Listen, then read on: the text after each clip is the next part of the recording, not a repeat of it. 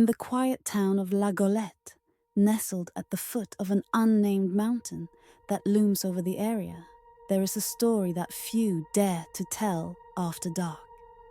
The locals call it Le Pic Silencieux, the silent peak, though it is far from peaceful. The mountain has an eerie reputation, not because of its height or rugged terrain, but because of the ancient curse that surrounds it. Long ago, before La Gaulette was a thriving fishing village, a strange tribe was said to inhabit the slopes of the mountain. They worshipped a powerful demon they called Korrak, an ancient, shapeless entity believed to dwell deep within the earth. Korrak was said to grant them prosperity, but at a terrible price. Every year, on the night of the lunar eclipse, a sacrifice had to be made. A villager, always chosen in secret, would be led to the mountain's summit and left for Korrak to claim. None ever returned, and the tribe's wealth grew with each offering.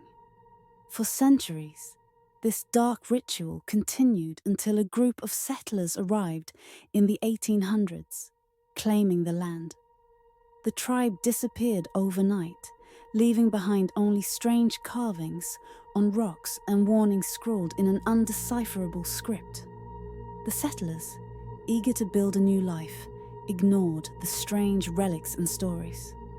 They built La Gaulette at the mountain's base, and for many years life seemed idyllic. Until the disappearances began. The first was a fisherman who ventured too close to the mountain at dusk and was never seen again. Then a child went missing after chasing a ball toward the forest that lined the mountain's lower slopes. The town was shaken, but what truly terrified them were the whispers from those who lived closest to the mountain. They claimed to hear low, guttural chants at night, voices speaking in an old, forgotten tongue.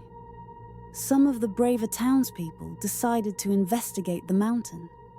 As they ascended, the temperature dropped unnaturally, and the sound of the ocean was replaced by an oppressive silence. Halfway up, they found a clearing with strange symbols carved into the trees, identical to those left behind by the ancient tribe.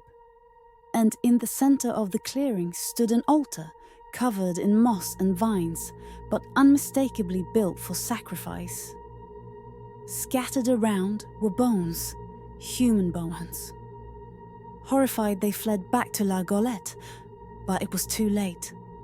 That night, the air was thick with an unnatural fog. The moon, though full, was obscured, casting an eerie dim light over the town. As the villagers huddled in their homes, the chanting began again. This time it was louder, closer. Those who dared to peek through their windows claimed to see dark, shifting shapes at the foot of the mountain, moving slowly but deliberately toward the village. At dawn, the fog lifted, and silence reigned once more. But 10 people were missing, vanished without a trace. In the days that followed, search parties combed the mountain and surrounding forests, but no one was found. Only the smell of decay hung in the air near the mountain's summit.